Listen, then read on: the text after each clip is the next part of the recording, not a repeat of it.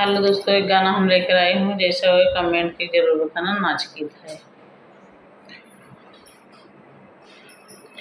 बेच के हाथे कहो कंगना पियर बरवा भैले ना। बेच के हाथे कहो कंगना पियर बरवा भैले ना। बेच के हाथे कहो कंगना पियर बरवा भैले ना। ड्राइवर भैले ना हो पिया ड्राइवर भैले ना। बेच के हाथे कहो कंगनवा पिया ड्राइवर भैले ना।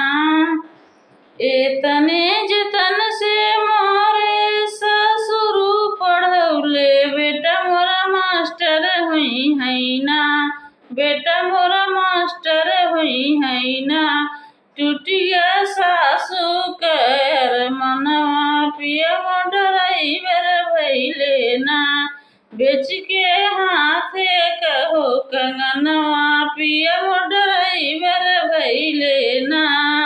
बेच के हाथे कहो कंगनवा पिया ड्राइवर भैले ना।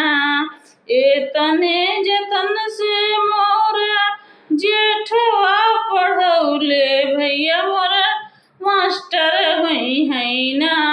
भैया मोरा मास्टर हुई है ना।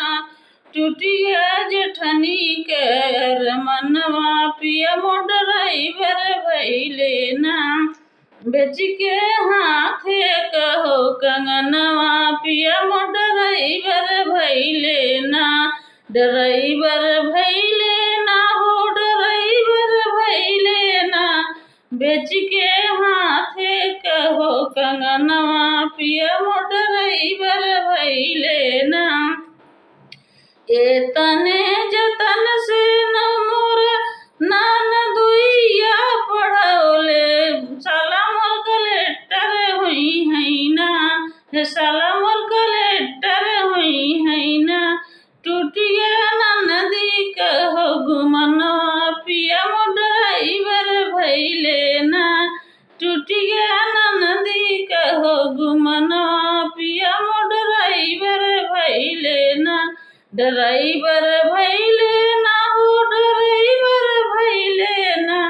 बेच के हाथे कहो कंगनवा पिया ड्राइवर भैले ना। ड्राइवर भैले ना हो ड्राइवर भैले ना। बेच के हाथे कहो कंगनवा पिया ड्राइवर भैले ना। बेच के हाथे कहो कंगनवा पिया ड्राइवर भैले ना। ड्राइवर भैले ना हो ड्राइवर भैले ना। बेच के हाथे कहो कंगनवा पिया ड्राइवर भैले ना।